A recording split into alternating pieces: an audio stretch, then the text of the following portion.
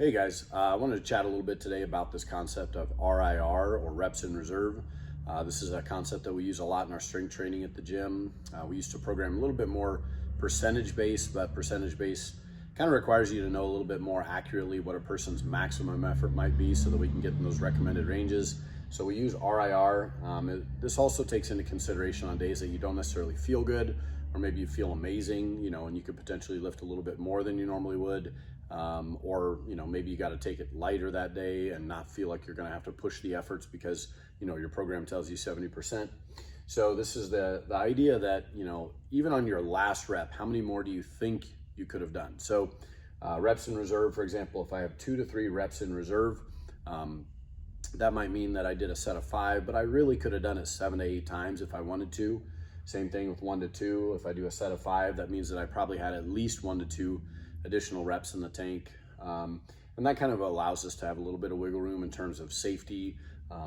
When you get into the max effort, somewhere there's 0 to 1 in the tank, if you're really pushing that and you're somebody who's really, even if you're a great lifter and you have great technique, that's when the errors can sometimes show up. Somebody who's a novice lifter who hasn't lifted for a long time and acquired that skill, this is where problems can arise. And so we rarely max out, especially new clients will almost never max out. Unless it's an assisted movement and we're doing moderate reps and it's something that's very safe. But for the average client, we're going to be at least 2 to 3 or maybe more in reps in reserve, with our more experienced clients being able to push it a little bit closer. Again, I'll go over more details of that in our other video. Rep ranges for strength training. A new client or a novice lifter can still gain strength even doing higher rep stuff just because they're so new to it. But somebody who's experienced, let's say you're training for a powerlifting meet, you're primarily going to be lifting heavier, probably 5 reps or less. With closer to meet, you're going to be doing those singles, doubles, to kind of focus more on that particular effort. When we get into that 3 to 5 rep range, if it's a heavy 3 to 5, then we're still building a lot of strength. Sometimes we'll do lighter 3 to 5s to work on speed and power, where it's heavy enough that you have to pay attention and really do it well, but it's light enough that you're moving it with a lot of speed. You get into those moderate rep efforts, 6 to 12, if those are challenging 6 to 12 rep efforts, those are probably going to be more like building muscle because of the amount of total weight and volume that you can do in those sets.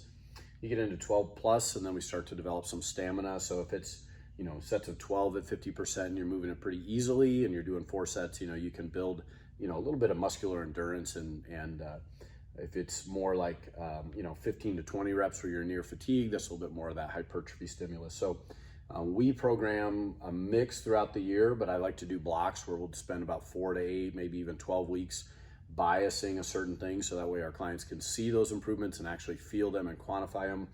It's not just different every single day. And so, again, these types of things can be very deep. And so I'm going to do a little bit more detailed video on this, but for the most part, we don't like to lift to max. We like to lift kind of, even at the highest in that kind of moderately challenging or challenging, but with a couple reps in the tank, as well as we try to program so that we're doing a variety of different zones over the course of the year for the general health, so never hurts to be stronger, never hurts to gain a little bit of muscle, as long as you're doing things well. So check out our full video. If you have any more questions, please let me know.